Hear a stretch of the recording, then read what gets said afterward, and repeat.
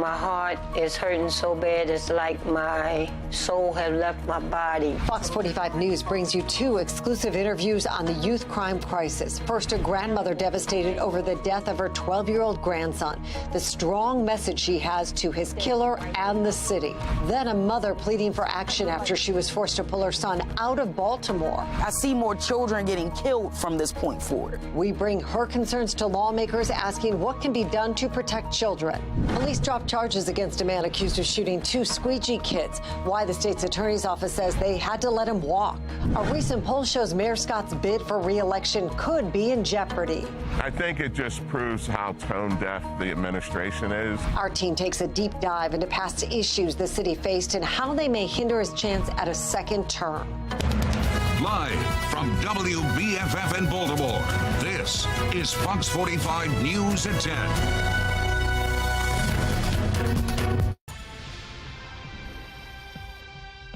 Jalen has gotten caught up with the wrong people out there older than him, doing things that they made him do, and once you in, you can't get out situation. That's why Jalen's on that box. An exclusive story you will only see here tonight on Fox 45 News. We're hearing from the grandmother of Jalen Richards. He is the 12-year-old boy who was shot and killed in South Baltimore over the weekend. Good evening, everybody. I'm Mary Bubala. And I'm Kai Jackson. Fox 45 News is highlighting the experiences of young people in Baltimore and the unrelenting crime crisis. In a moment, Mackenzie Frost will continue her exclusive reporting from a mother sharing her son's experience with the goal of turning things around. But first, Keith Daniels is live after hearing from the family of yet another young life lost in Baltimore. Keith. Wakai Anitra Jones, the grandmother of 12-year-old Jalen Richards, talked to me about a battle that she and her daughter, Jalen's mother, were fighting, a battle to help keep Jalen safe. But tonight, it was a battle they lost. My grandson was killed like a dog in the street. The poignant pain of a grandmother. Anitra Jones reeling over the shooting death of her grandson, 12-year-old Jalen Richards. Jones talking openly tonight about her grandson and the troubles that knocked on the family's door with a tight grip on the boy. Jalen has gotten caught up with the wrong people out there older than him, doing things that they made him do, and once you in, you can't get out situation. He was doing things that a child his age shouldn't. Like what? Carjacking. They had him carjacking. These older children, Jalen don't know how to drive. He was just hanging along for the ride. Perhaps a very costly ride. Someone gunned down Jalen at about 9 o'clock Saturday night. It happened on Mizell Court in the Westport Homes public housing community where Jalen lived. Police Commissioner Michael Harrison says they recovered what appears to be assault rifle casings on the ground after the shooting. Investigators are releasing few details about exactly what happened, but they say the boy was struck several times with bullets while running away. The suspect still on the loose. Jalen's grandmother confirming her grandson was wearing an ankle bracelet on house arrest the night he was killed. The victim, she says, of the crowd he chose. Yes, it got my grandson killed. These older kids out here that he was dealing with got my grandson killed. They took advantage of him. They still here. They still here. They can hug their grandma. They can hug their mother. I would never, ever be able to touch him again and tell him how much I love him. And it's heartbreaking. Jones saddened by her loss, but angry over accountability, with choice words for the mayor and city state's attorney, Ivan Bates. Where are these kids getting these guns from? The mayor, the commissioner, Ivan Bates, none of them have reached out to my family yet about this. But they on TV saying this about a child, that about this child. What are they going to do about these guns these children keep picking up in their hands?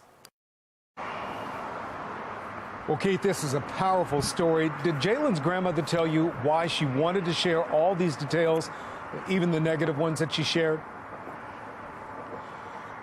Well, Kyle, that's a good question. I asked her about that again, considering the fact that a lot of what she said was not flattering, including the alleged criminal behavior that she said her grandson was involved in. Still, she said she believes Jalen's story highlights more of a crisis that's happening across the city.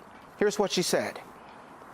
I want these older people to be accountable for what they're doing to these young children out here today and taking advantage of them. And guess how many more out here are going to be like Jalen? Because of older, ignorancy, adults that's using kids for their stupidity. Well, the grandmother speaking to us tonight, not long after getting home from making funeral arrangements for her grandson. We're live tonight. Keith Daniels, Fox 45 News. Keith, thank you. Last year, a South Baltimore father came to Fox 45 News with a desperate plea. He told us his 14-year-old son is involved in a life of crime, and despite run-ins with the law, there's no accountability. He started breaking into cars to steal cigarettes and change.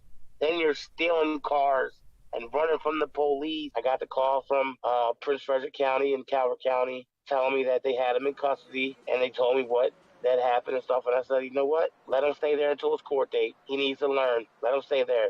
No, sir. You have 6 hours to get here to get him, or we will be coming to get you for neglect and abandonment issues. Well, he said his son has gone on carjacking sprees from Baltimore to D.C. Santiago told Fox 45 he even tried to turn his son into police. The team was only given a citation. I want my son to get some help. I mean, if it's jail, that's what it's going to take, then jail.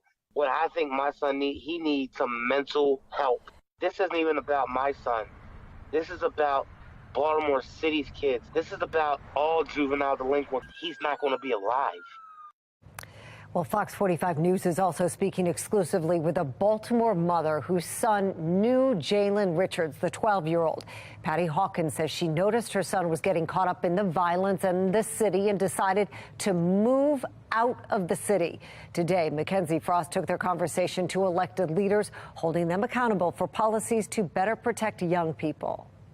We're continuing to ask lawmakers what more can be done to prevent this from happening, or perhaps even holding parents accountable for their role in this juvenile crime surge. This comes after Patty Hawkins says she left a city she loves to ensure her son succeeds because she says leaders aren't doing enough. Smoking weed, selling drugs. Patty Hawkins says that's what some kids were doing who were hanging around her son. After some issues with other kids, Hawkins reached out to parents to figure out a solution. And I said, hey, look, your son is involved with an issue with my son. But she says nothing really changed. These parents are out of control. And soon things escalated. Her son brought a gun to school. And soon she pulled him out of Baltimore City, moving him some 70 miles away. My son wasn't playing with them. He's tired of coming home from school, getting jumped at Mondawmin. I feel like they're prey to these predators, these drug dealers that are hanging out around the schools. Easier to have children sell drugs for you than you to get a charge yourself to sell drugs. Hawkins noticing kids getting involved comes after laws changed last year, shielding young children from certain charges. Are kids in the city being targeted by adults, by leaders who are running some of these illegal rings because they're kids and they're easy? Yes. To recruit them? Yes, and charging the kids won't make it better. So Fox 45 News sending questions to the entire Baltimore City's delegation, asking, do you believe it's appropriate not to charge kids under a certain age with crimes? Is there a policy that can be crafted to hold parents accountable for not taking care of their children? What do you say to this mother who says kids in Baltimore City are not safe because of what's going on with drugs and violent crime? No one answered the questions. Similar questions were sent to the Baltimore City Council members. Again, no responses. Meanwhile, Hawkins says unless parents change, she doesn't see the city's juvenile violence surge getting better. People are lying to themselves. I'm not going to lie to the public. This is a crisis right now. Like, I'm absolutely like blown and scared and crazy. Like, oh my God. Like, I see more children getting killed from this point forward. Despite her son still dealing with some of the problems of his past, he's absolutely changed because of it. Like, his whole demeanor is just like, it's different. Yeah, shoulders rolled forward and down and different. Hawkins says she wouldn't change what's been done. Are you glad you moved your son out of the city? Damn right I am. Like, I'm sad about it though. Like, I love my city. This is never how I ever imagined I would have to run from Baltimore. Like, seriously, run. With leaders in this city looking to implement their summer crime strategies, will continue to demand answers from state lawmakers to figure out their role and demand answers from them about what they plan to do to craft policies to perhaps crack down on this juvenile crime problem. In Baltimore, Mackenzie Frost, Fox 45 News.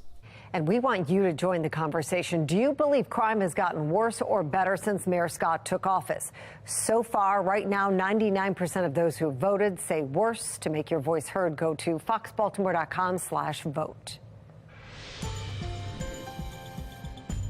New tonight, all charges are dismissed against a man once accused of taking revenge on Squeegee kids. Jeff Abel is live tonight with this latest turn of events. Jeff? Shamil Dixon had been sitting in jail for almost a year, accused of attempting to murder Squeegee kids. But tonight, all charges are dropped. At many downtown intersections, the Squeegee kids that once crowded intersections have lately dispersed. Good evening. Last night, the mayor credited the Squeegee Collaborative, where we successfully reduced squeegee-related calls by 73% by balancing opportunity with fair consequences. Yeah, remember, squeegees, no one asks us about that anymore. But the fallout from their attacks on motorists has yet to settle. Just today, prosecutors dropped all charges against Shamil Dixon, who had been accused of taking out his anger on Squeegee kids. It was here in Northeast Baltimore a year ago where Dixon claimed Squeegee kids had stole his mother's phone and paid themselves $2,200. According to police, Dixon then returned to the intersection where he offered 3 Squeegee kids a job, drove them to Edmondson Avenue, and threatened them with a gun, demanding to know who did this to my mom, who took the money the other day. A 17 and 23-year-old were shot. A third man escaped. See how they wanted to get a job, try to better themselves, and that's what happened. Online, the case drew support for Dixon. As one reader wrote, "Can't blame him." Another one wrote, "We need justice for Dixon. Set him free." Today, however, prosecutors with the state's attorney's office insisted they were forced to drop the case. Writing in a statement, "Our prosecutor exhausted all avenues to locate the only witness physically able to testify in court. Without that witness, we could not move forward with the case." We continue to ask the city about their enforcement efforts. How many citations, how many warnings have been issued in the Squeegee efforts? So far, no replies. We're live tonight. Jeff Abel, Fox 45 News. Next on Fox 45 News at 10, 2 weeks after the report on predator priests in the Baltimore Archdiocese, survivors are not giving up on their pursuit for justice, not just in civil court, but now in criminal court. Southwest Airlines suffers another network meltdown. The delays today and just how many flights it affected at the hub here at BWI. And at 10:30, Mayor Brandon Scott paints a rosy picture of Baltimore and says more work is to be done. As someone seeking a second term, the numbers so far may not be adding up to a re-election.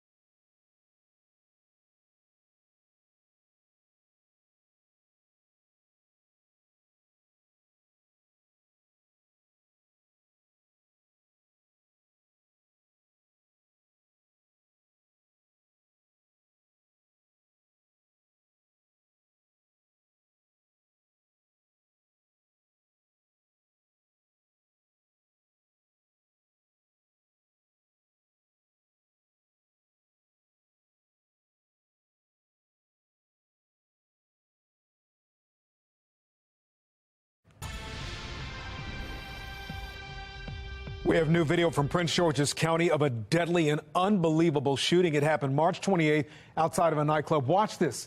These are actual rounds coming from 3 people who were inside this red car opening fire before driving away. Tragically, a 28-year-old security guard from Landover was killed in this gunfire. 2 other people heading to the club were hurt. The car has been found, but authorities are still searching for the shooters. It has been 2 weeks now since the public got a look into decades of abuse inside the Baltimore Archdiocese. And tonight, survivors say their fight for justice is not over. Maxine Stryker reports on their demand for prosecutors to reopen a criminal investigation into the Archdiocese and those who allegedly abused them.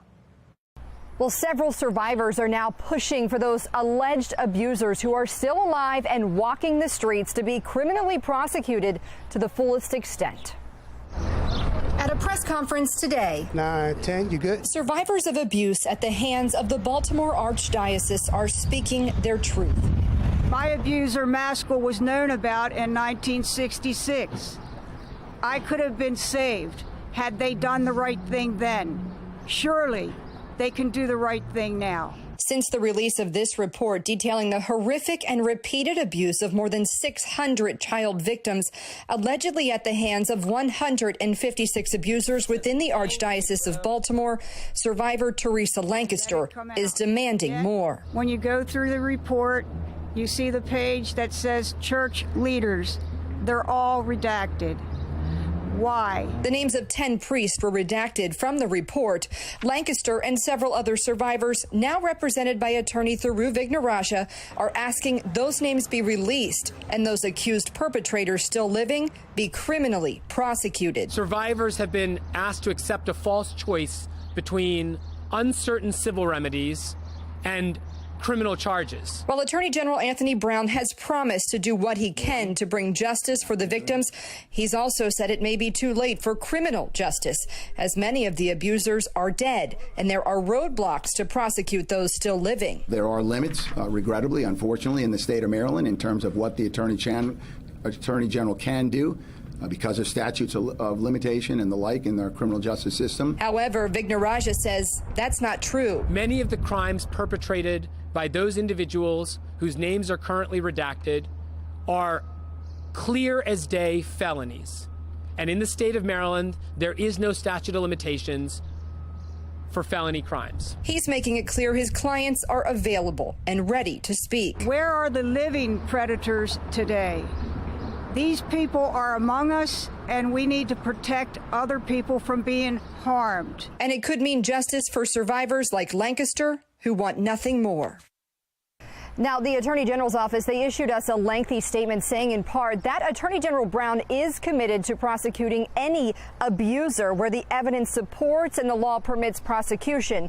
But prosecution of the abusive conduct documented in the report, he says, are not viable at this time for reasons that vary from case to case. They go on to explain why. You can find that full statement right now on our website at foxbaltimore.com. In Baltimore, Maxine Stryker, Fox 45 News. Now, in the report, the names of 10 living members of the church accused of abuse were redacted. The Attorney General says the church can at any time publish those names. Meanwhile, last week, the governor signed the Child Victims Act of 2023 into law. The new policy removes the statute of limitation for civil lawsuits against sexual abusers. The new law will not impact potential criminal investigations, but it could allow victims to find some form of justice through civil cases. A deadly scene this afternoon in New York City after a parking garage collapses. Ahead, the rescue efforts, and we'll share a new angle from above which shows just how bad it is. And after a breezy day today with high fire danger, in fact, it starts getting a little bit better tomorrow as well as on Thursday. Our relative humidity levels are beginning to come up a little bit. And take a look, the winds overnight dropping below 30, dropping below 20, dropping below 10 miles an hour into early tomorrow morning, although we'll start getting a little gustier for tomorrow afternoon. I'll let you know how long any fire danger is going to last around here and when our temperatures could be on fire up into the 80s in my Weather Authority forecast.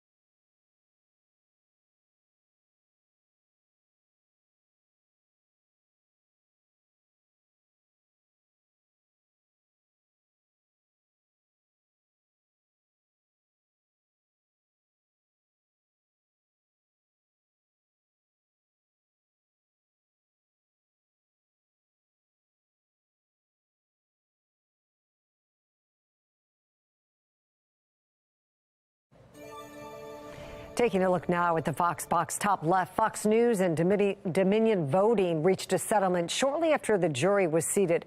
The two sides agreed to put the lawsuit to an end, with Fox agreeing to pay $787.5 million, about half of the initial lawsuit. Fox issued a statement acknowledging the judge's ruling that statements aired about voting in the 2020 election were false. The proposal still needs approval from the judge. On the top right, Disneyland in California will host its first ever After Dark Pride Night. The announcement came just hours after Florida Governor Ron DeSantis held a news conference regarding the state's effort to take control of Disney-governed land in Florida. The company and governor have sparred over LGBTQ policy. Bottom left, developing right now in New York City. One person is dead. At least 5 rushed to the hospital after a parking deck collapsed. FDNY says it is still conducting searches. On the bottom right and up in Maine, murder charges against a man arrested in a shooting spree. Shortly after police were called to a home where 4 people were shot dead, several vehicles were shot along a nearby highway. 3 people were wounded. Police say the cases are connected, but they won't say how at this time. Be the first to know about breaking news by signing up for News on the Go. Go to foxbaltimore.com, click on Mobile Alert Sign Up under the Station tab. You can also download the Fox 45 app for your smartphone. Just search WBFF in your app store.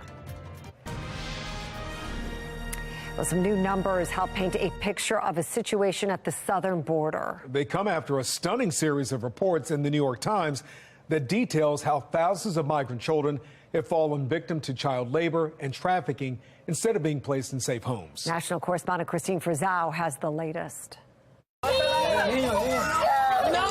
For years, we've seen the pictures of children coming to the United States, often brought here by someone they don't even know, literally dropped off and left for the U.S. border agents to rescue.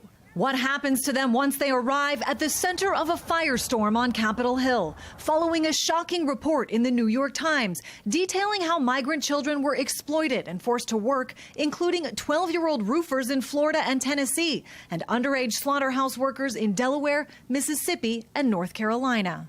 Calls to the Department of Health and Human Services reporting of trafficking and abuse skyrocketing in the last 2 years. ORR sent over 100 unaccompanied children to a single-family house in Texas. I mean, if this vetting process is working, how does that happen? GOP lawmakers slamming Office of Refugee Resettlement Director Robin Dunn Marcos for a system they say prioritizes the rapid placement of children in a home over a safe one. Do we know where they are? Are they still with the sponsors? Of those 1,000, how many do we know where they are 6 months after release?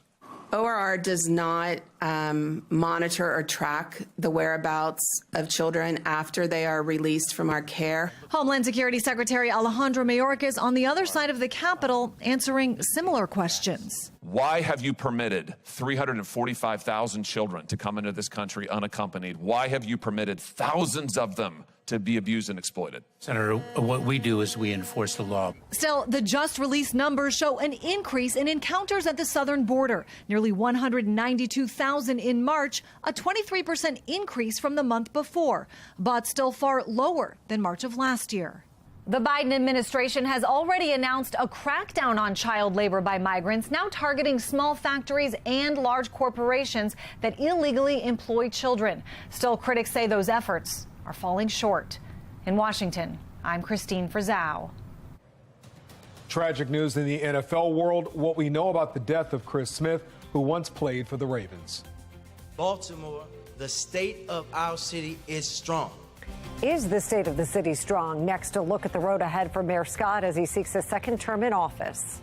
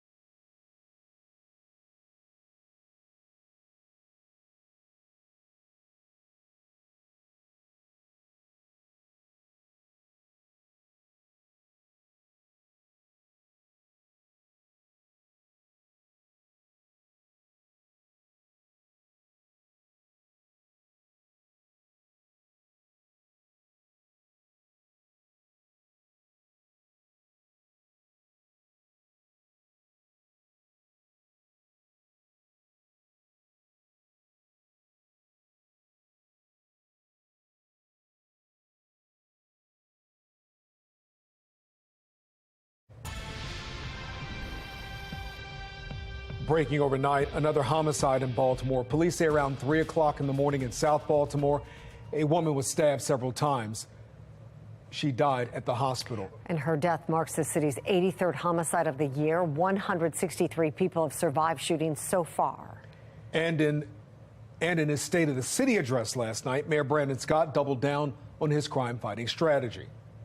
We have to address violence at every level. But for far too long, the argument has been that we either arrest our way out of it and drive mass incarceration or drive investment into our communities. Baltimoreans elected me because we were approaching public safety in a way that was not producing results. Mayor Scott made his intention clear last night. He plans to win the people's vote for a second term. But a new poll shows his bid for re-election could be at risk. Rebecca Pryor reports. Well, political experts I spoke with say the numbers are not adding up in Mayor Scott's favor. While his numbers are falling short, the number of undecided voters seems to be growing. As Mayor Brandon Scott sets his sights on his second term. That Baltimore needs strong, dependable, and steady leadership that is committed to moving our city forward. New polling predicts his run for re-election could be far from smooth. According to reporting from the Baltimore Banner, Democratic polling firm Lake Research Partners asking 500 voters, if you had to vote for mayor today, who would you choose?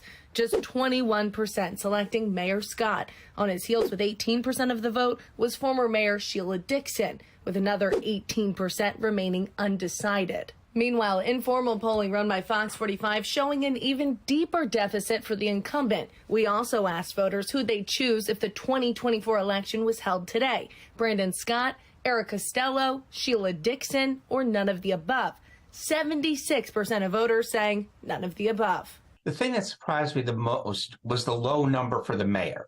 Political analyst John Deedy says the polling mirrors a tenure marked by turmoil. I mean, 21, that's just a bad number, especially when you got 18% that are saying they're undecided. Under the mayor's watch, weekly recycling has been rolled back for over a year now, a move that was only meant to be temporary. In Scott's State of the City address, he promised to get basic city services back on track by 2024, despite residents demanding action now. I think it just proves how tone-deaf the administration is. Last September, a FOX45 investigation also finding the city failed to notify the public within 24 hours of learning about an E. coli contamination, a violation of federal and state regulations. And more recently, Mayor Scott finding himself in hot water amongst city leaders who questioned the legality of his controversial conduit deal. Council President Nick Mosby calling the multi-million-dollar agreement fast-tracked by Mayor Scott a power grab. I think it was clearly rushed,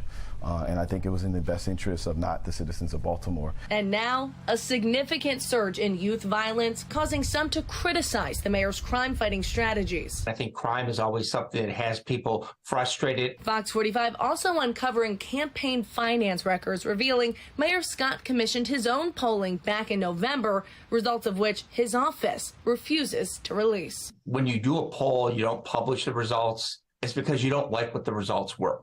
And as of now, no other major candidates have announced a run against Mayor Scott for that 2024 election.